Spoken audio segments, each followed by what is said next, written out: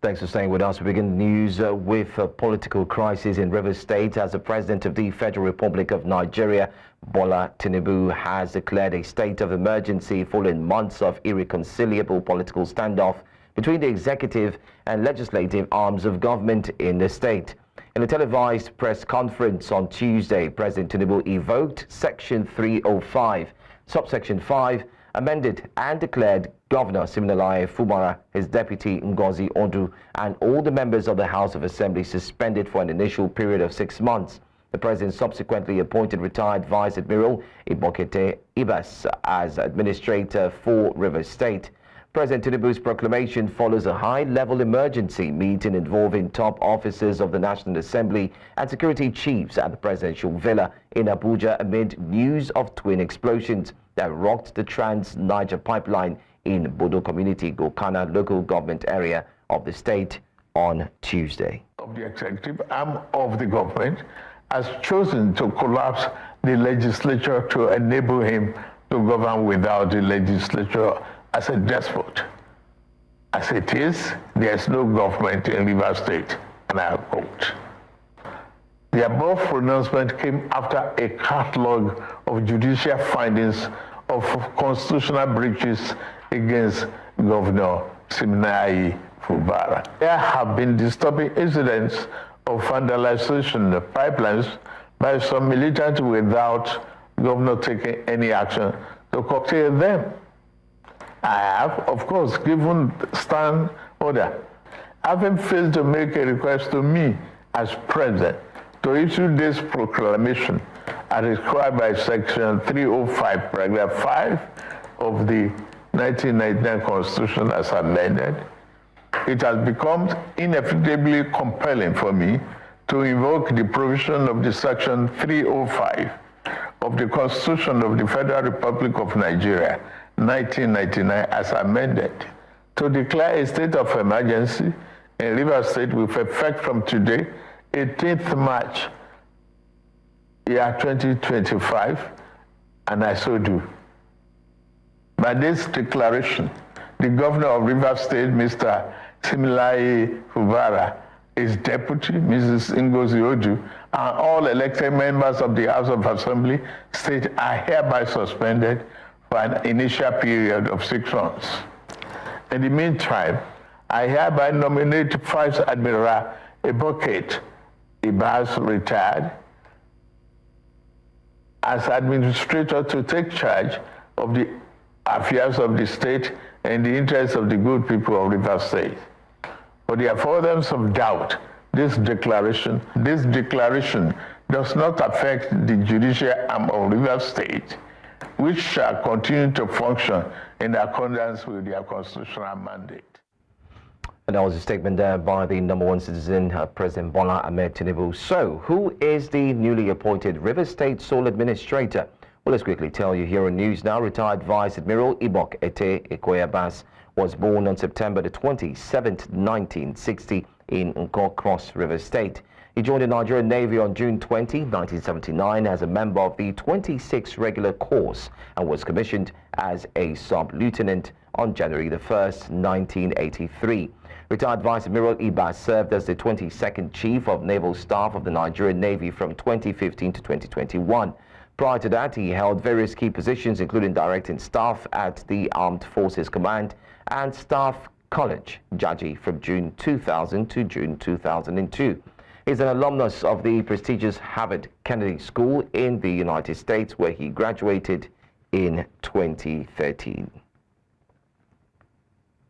Well, let's take a quick look at the implication of the state of emergency on Rivers State. The armed forces will be deployed to take charge of security, effectively replacing the police. Security personnel will have the authority to conduct searches without warrants. Individuals suspected of wrongdoing can be arrested and detained without being formally charged. Special laws may be enacted to punish those who violate emergency rules.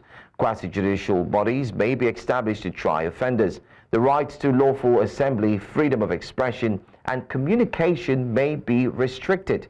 The federal government will assume control of the executive and legislative functions of the affected state. Private businesses, including financial transactions, may face restrictions. These measures will remain in effect until the state of emergency is lifted. Meanwhile, let's tell you that the People's Democratic Party, PDP, has rejected the imposition of state of emergency in Rivers State, calling it part of a larger plot to establish a one-party totalitarian regime. They argued it was an attempt to silence opposition and impose control over the nation. According to the 1999 Constitution, the President's declaration of emergency lacked the necessary approval from the National Assembly. Section 305, subsection 2, clearly required him to transmit the proclamation to both the Senate President and the Speaker of the House, who must convene a meeting to decide whether to approve it. The PDP emphasized that the move was unconstitutional and dangerous for Nigeria's democracy. Well, earlier in the news, we had some stakeholders in Rivers politics who shared their thought of the developments in Rivers State, and here are the views.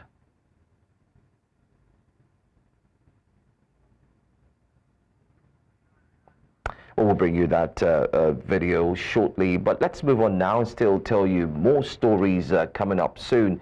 Rivers residents are already reacting to the development in the state. Well, our correspondent, Biola Festus, was on the streets of Port Harcourt to feel the appalls. Take a look.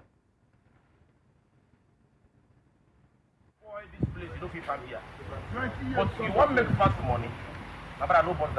This is Border City, and the pipeline behind me was on fire last night. Locals are suspecting sabotage. They said while asleep they saw fire flaming up from this facility, and now this pipeline leads to Bonny Terminal, of course, for onward export for refining and production. What we do not know is if this is why everybody go wrong? If SIM Fubara is being removed, and if Rivers says that there is no war has been declared a state of emergency, in the sight of law is bad. So we, the Rivers, we are angry and we are not happy about that. What I want is to call back his statement and reinstall SIM Fubara back to his position. And he should, sack Wike as a minister. We don't need him in Rivers State. Besides that, I don't think Ikwere man is also happy with him. We are all angry. Tinubu was elected as claimed. Fubara is also elected by Rivers people. So he doesn't have any right whatsoever. Though I'm not a lawyer to interpret the law, but I know he was elected, and this other person, the governor of Rivers State, was also elected, and he will serve his term complete. That is what I have to say for Rivers State. What is your call on the presidency on this? You should reverse whatever he has said, and I think it's possible. What I want to talk now, if they say make governor go house, all of us will go house. No, go house now. We not go because we support our governor. So as he go, we say we go follow him, go house. So and I want make him come back. What I want? We want make him come back because when the other people rule, nobody worry them.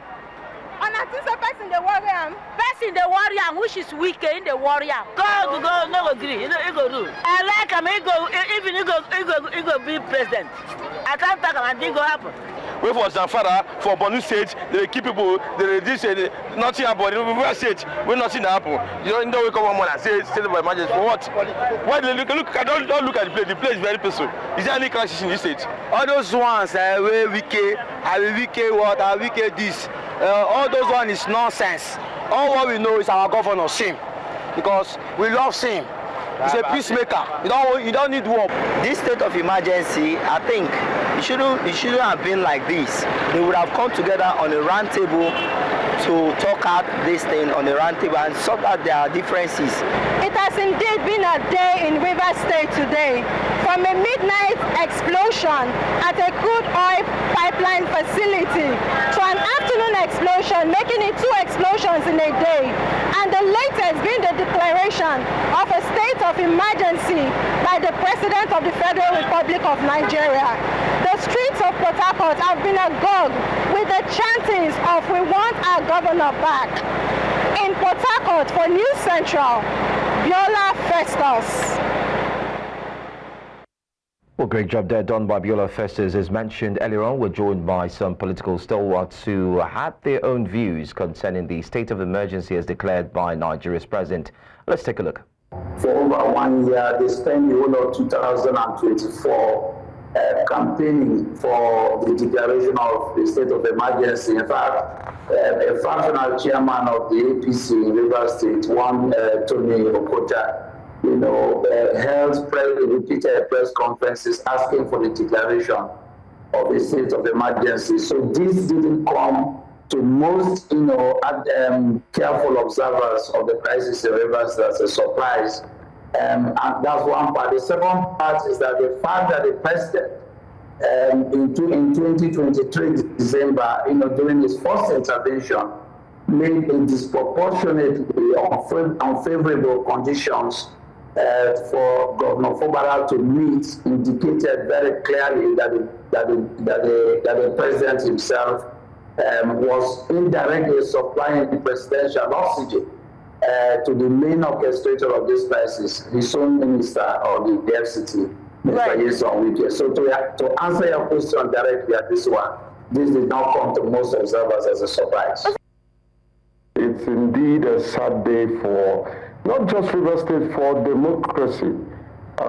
It's also a very issue that calls for concern and questions the integrity of the interpretation of the constitutional provision which the president mentioned.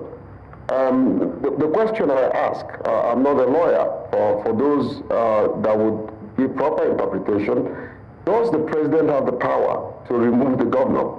Because I read that section 305. To suspend, actually. Give him that power. He's being suspended, not removed. Well, even suspension. Because first, I think what the president has the constitutional power to do was to first proclaim and then wait for the National Assembly to give approval before a formal state of emergency is implemented. That's my own understanding. This has been muted over and over several times, and the particular group that has been pushing this has always been from the minister's camp. And so the speculation is that this is the minister's hand is written all over this. Which of the ministers are you referring to here? But whatever the case, regardless of who has pushed this, I think it's a very dark day for Rivers State, and it does not solve the problem. I think it actually increases the problem of Rivers State. Still on the state of emergency in Rivers State, let's take a look at the political and administrative implications. Professor Kenneth Wike joins me from Rivers State. Kenneth Wike is a professor of politics and governance. Thank you so much. Welcome, Professor. Thank you, and good morning. Good morning to you. Let's start with your reactions to the state of emergency and subsequent suspension of the executive and legislative arms of government in the state. Yes, when I saw, thank you so much. When I read that the president was going to make a broadcast, I felt it was a broadcast to calm the frayed nerves. Probably what I was expecting was that the president was going to summon the governor of the state with major stakeholders and the members of Rivers State House of Assembly led by Martin Samueli, and the minister who is fingered to, not even fingered, he is the major orchestrator of this crisis, so to say, without mincing words. And so, but unfortunately, when that came, as the president was reading the address, he got to a paragraph. My blood vessel ceased. I mean, it wasn't working because I knew the next lines of sentences, what all of those will bring. And unfortunately, unfortunately, yeah, what I guessed was as good as I did. And so, but it came so much, not so much of a surprise, knowing the antics, because all of these things happening in Rivers State as a major stakeholder is about the fight for the Commonwealth that belongs to all of us, our unborn children. But unfortunately, those who feel that they are God today, unfortunately, they don't understand that this Commonwealth will fizzle in their hands and into other people's hands and all that. The state belongs to everybody. You can have the pillars on the streets of Port Harcourt. It is not about militarization of River State.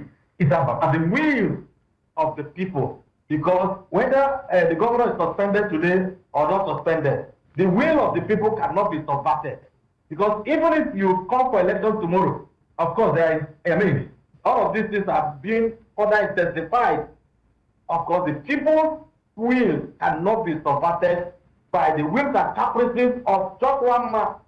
For goodness sake, if you listen to the president's address, for goodness sake, as a father of the nation, all he ought to have done, he would have questioned Governor Kubra, where he thought probably the air. And then questioned the other man in Abuja, questioned the whole trouble in this state. For goodness sake, that is just one. Well, it is once to be born and once to die, for goodness sake. And so if Governor Kubra dies, today, in the course of fighting for the Commonwealth of Rivers people, then so be it. If I also die today, in the course of supporting the that the Commonwealth of the people should be evenly distributed as exemplified by Governor Kubra, that is just one. And even those who can also kill today will also join the rest of the people. For goodness sake, what is all this nonsense? This nonsense belongs to all of us, for goodness sake. Professor, this is they are fighting today. What will it bring to the average, man on the street?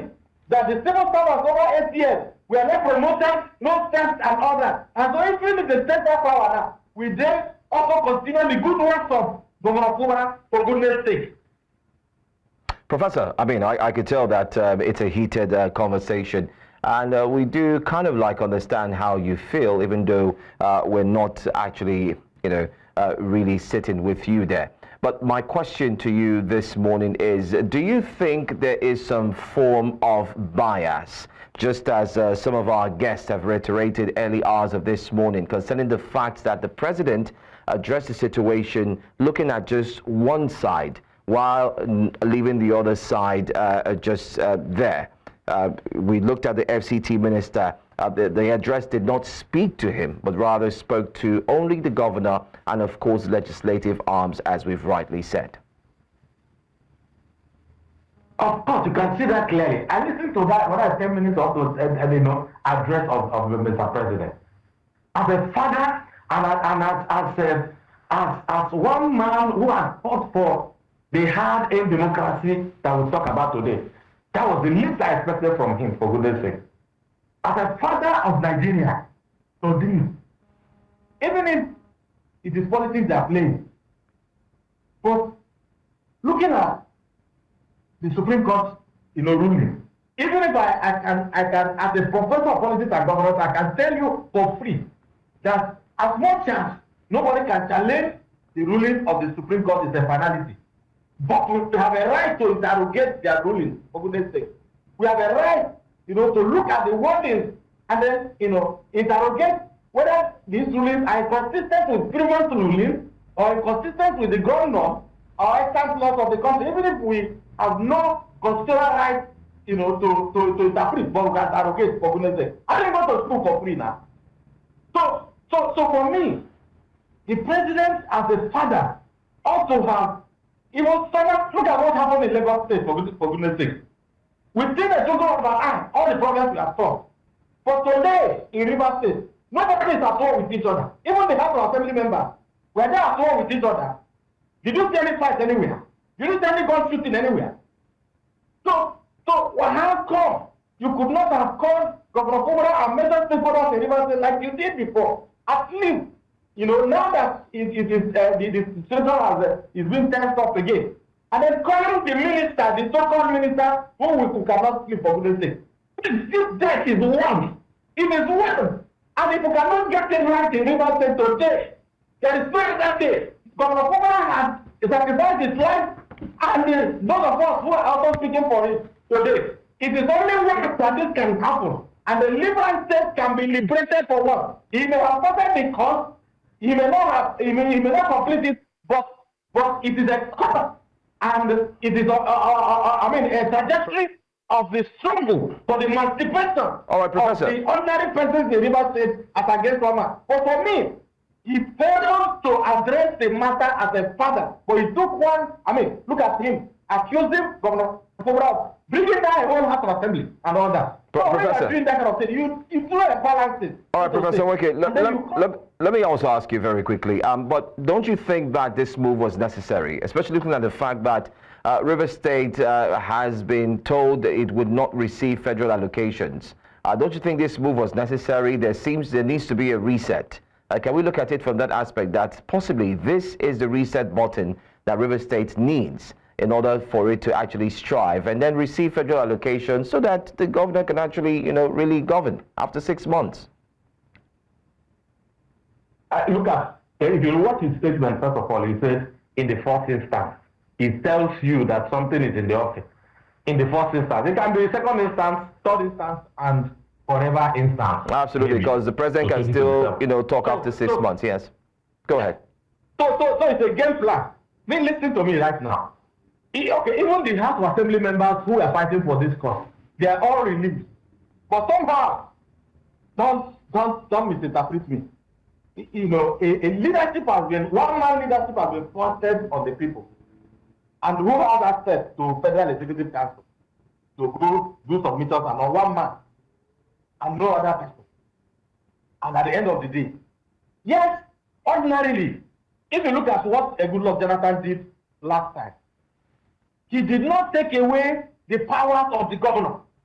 A state of emergency, if for instance, because the TMP was tampered, if it is that's the fear of the state, no problem. Because if that is tampered, of course, Nigeria survival is tampered. I can understand all of those. All you could have done was to declare probably a state of emergency, ensure that you increase security presence in the state without taking away the powers of the House of Assembly, without also taking the powers of the executive arm of government. But you bring them to round table and say, you guys, status quo ante. Whether you want to impeach or you don't want to impeach, please present the budget and then let the state run. If Mr. President had done that, including the questioning the minister, all of these words would have all relaxed.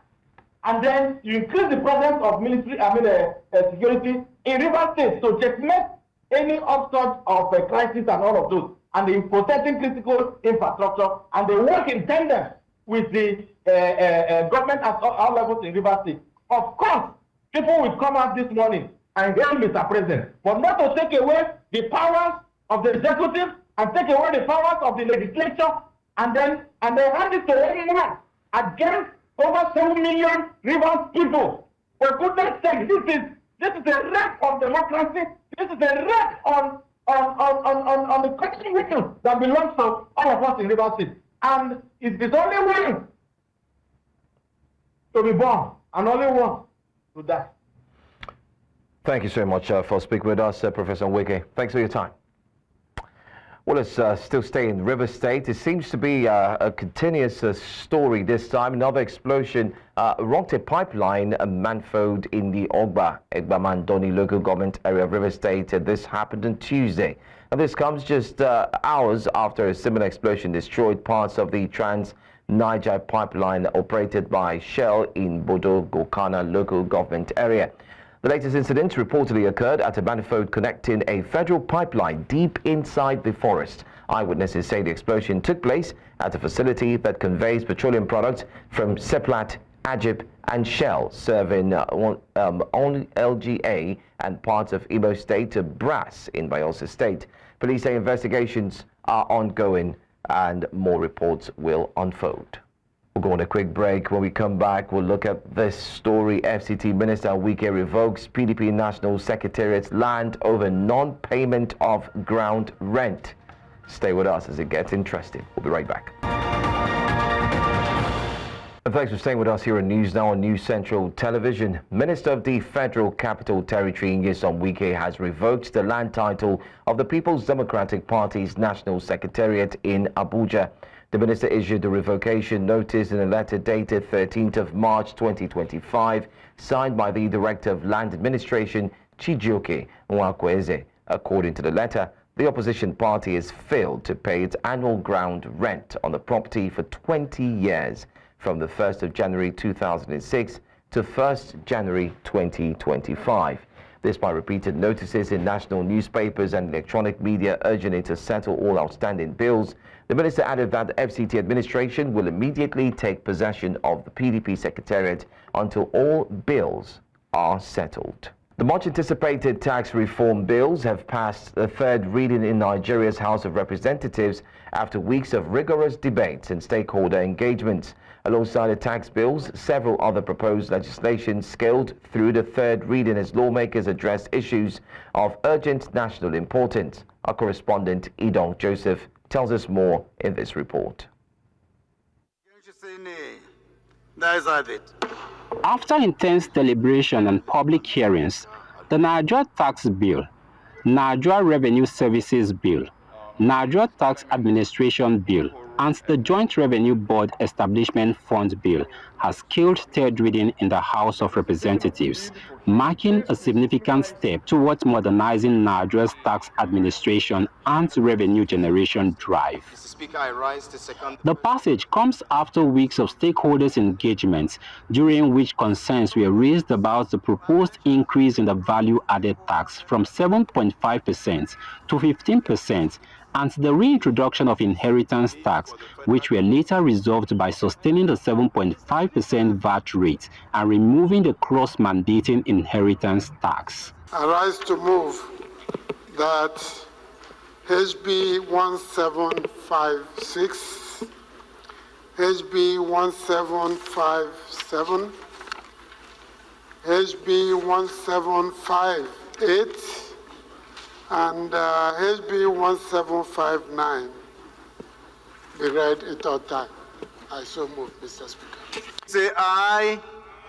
Those against you say nay. That is it. Beyond the tax reforms, which now awaits the Senate concurrence, the House also passed several other proposed legislations addressing pressing national issues, ranging from citizens' empowerment to social welfare. Honorable colleagues, the ninth order of the day is the third reading of a bill for an act to repeal the Technology Business Incubation Foundation. Lawmakers equally considered motions of urgent national importance, reinforcing their commitment to tackling critical challenges facing the nation and calling on relevant authorities to act accordingly. Multiple incidents of tanker crashes and explosion have established Otedola Bridge as a recurring danger zone for motorists and commuters. Mr. Speaker, the House is concerned that the constant issue of substandard materials has sent numerous lives to their early grave. With the third reading completed and the bills passed, the next phase will be the concurrence of the Senate and eventually presidential assent, marking a turning point in tax administration in Nigeria's history. In Abuja for News Central, Idong Joseph. The governor of Plateau State, Caleb Mutfwang, has condemned in strong terms the act of lawlessness by some youths of a Shimankar community in Shindam local government area of Plateau State over what was described as disagreement between Muslim youths and some traditional worshippers. The governor had in a press statement on Monday said the violent clashes that occurred underscores the peace, unity and dialogue and are the only viable solutions to resolving conflicts. News Central's Chizoba Nyongwe brings us an update on this. Traditions are meant to be observed by people, while mutual respect is extended by others who may not share in the same beliefs. That was not the case here, leading to a disagreement between some Muslim youth and traditional worshippers of Shimankar community in Shandam local government area of Plateau State. While confirming the incident, the State Police Command confirmed that no lives were lost and that calm has since been restored in the affected area. We had some traditional worshippers having some misunderstanding with some youth in that general area, and which led to them fighting themselves. Some shops were burnt, and we are working assiduously to ensure that the camp that has been restored will continue to will be sustained as we move forward. No, there is no fatality. No life was lost. Like I said earlier, we had 4 persons injured who are responding to treatment. No death was recorded, and Plateau State is not in any crisis situation. It was just a misunderstanding of some youths who decided to go rowdy, and they are not beyond our capacity, and they have been brought under control. The State Commissioner for Information and Communication maintains that government will not rest on its oars in ensuring relative peace continues to thrive in the state. The government on its part will continue to provide the basic cover that would give security to the people, but above that is the call for everyone to also be on the watch for issues like this, and as much as possible we will resolve our differences amicably. While investigation continues into the unrest, with arrests made, the police has assured of its resolve to ensure that Plateau remains peaceful. In Plateau State, for News Central, Chizoba Anyoи. Coming up next here on News Now, Mali quits Francophone bloc. We have details of that story and more. Do stay with us. And welcome back. Mali has ended ties with the international group of French-speaking countries, coming a day after its allies Burkina Faso and Niger did same. The group has continued to initiate following the mass withdrawal African countries. Mali's decision comes after the West African nation initially broke off ties with its former colonial ruler France following a coup in 2020. The 3 countries have also left the Regional Economic Community of West African States, ECOWAS, to form the Alliance of Sahel States. Let's tell you that at least 2 people have been killed in Maputo, the capital of Mozambique, after police opened fire on demonstrators during a demonstration led by opposition leader Venancio Mondlane. The violence erupted as Mondlane called for a national shutdown, protesting alleged election irregularities following his second-place finish in October's presidential election. Local civil society groups confirmed that police used live ammunition, with one witness claiming that officers pursued and shot one victim. The clashes have intensified concerns over the government's crackdown on dissent, with reports indicating that more than 350 people have been killed by police during months of demonstrations. During his 3-day state visit to Kenya, Dutch King William Alexander raised concerns over human rights following a meeting with President William Ruto in Nairobi. The king underscored the importance of upholding citizens' rights and ensuring their voices are heard, principles that he noted are fundamental in the Netherlands. He stressed that legal certainty on human rights is essential for Kenya's economic progress. His remarks come amid growing criticism of President Ruto's administration, which has been accused of suppressing free speech, arresting dissenters, and cracking down on protests. Kenya is a self-assured nation that is proud of its economic performance, its democracy and institutions, and its constructive and impactful international role. We attach great value to our cooperation with Kenya. This visit shows just how closely our interests are aligned and how strong our ties have become. The people of Kenya, like those of the Netherlands, want their rights as free citizens to be respected and their voices to be heard. I'm pleased that our country's strong and mature relationship allows us to devote attention during this visit to issues like human rights, good governance, and accountability. This visit provides an invaluable opportunity to strengthen existing collaborations, explore new frontiers, and accelerate mutual investment for shared prosperity. Our discussions also focused on deepening cooperation in climate action, regional security, and people-to-people connections, particularly in education, tourism, and women's empowerment, ensuring that our collaboration aligns with global sustainable development goals and Kenya's national priorities. Welcome back. President Vladimir Putin, in a call with U.S. President Donald Trump, agreed to pause attacks on Ukraine's energy infrastructure, but rejected a full ceasefire. Putin conditioned a comprehensive truce on the cessation of foreign military aid to Ukraine, a demand previously rejected by Ukraine's allies. Trump hailed the conversation as productive, noting that both leaders agreed to work together toward a complete ceasefire and eventual peace. However, Ukraine's President Volodymyr Zelensky has criticized Putin for rejecting the broader ceasefire, following continued Russian drone attacks. Meanwhile, Russia and Ukraine accused each other of launching airstrikes. The call marked a shift in U.S. diplomacy, with Trump suggesting ongoing talks towards a longer-term settlement. The U.S. military launched airstrikes against Houthi positions in Yemen following a series of missile and drone attacks targeting the USS Harry S. Truman carrier group. This marked the fourth such attack in a 72-hour period. The U.S. has vowed to continue its operations against the Iran-backed group, aiming to protect vital shipping lanes in the Red Sea and Gulf of Aden. The region handles significant global trade, with the Houthis' actions affecting international maritime traffic. Despite the U.S. bombardment, the Houthis remain resolute in their stance, pledging support for Palestine and escalated violence in Gaza.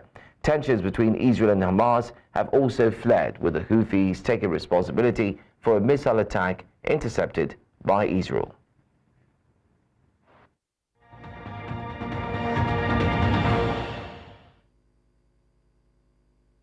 The world of sports, Nigeria's Quadri Haruna has overtaken Egypt's Omar Assar to become Africa's highest ranked player in the world, now sitting at 18th in the Week 12 ranking released on Tuesday, the 18th of March. Despite finishing as runner-up at the 2025 IWTF Africa Cup, Haruna's impressive performances at the WTT tournaments this year have boosted his ranking as per the latest update from the International Table Tennis Federation. Haruna remains the only African male player to have reached the semi-finals of the WTT contender Doha, repeating his 2023 feat earlier this year with another semi-final finish. This achievement has propelled him ahead of the Assar, who was crowned champion of the 2025 IWTF Africa Cup. Haruna moved up from 19th place in Week 11 to 18th in the latest ranking, while Assar dropped from 17th to 19th.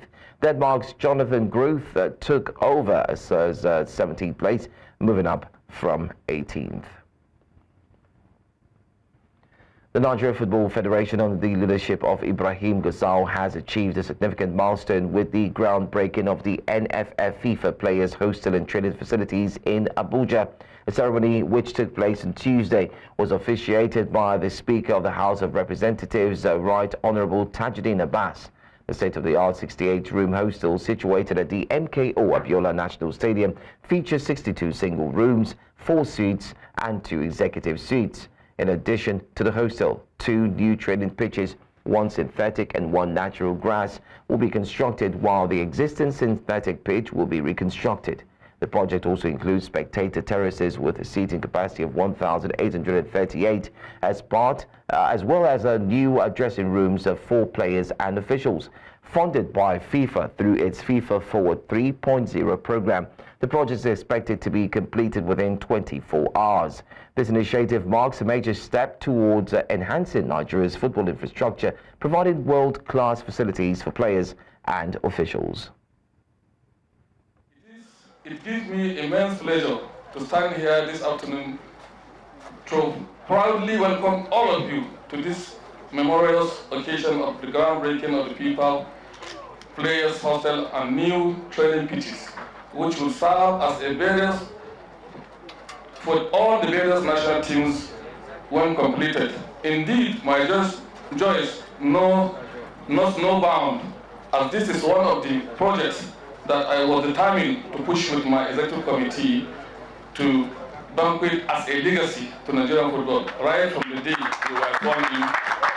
As we all know, football is more than Well, let's tell you that Congo-Brazzavilles 2026 World Cup dreams have come to an end after FIFA suspended the nation due to government interference in football affairs.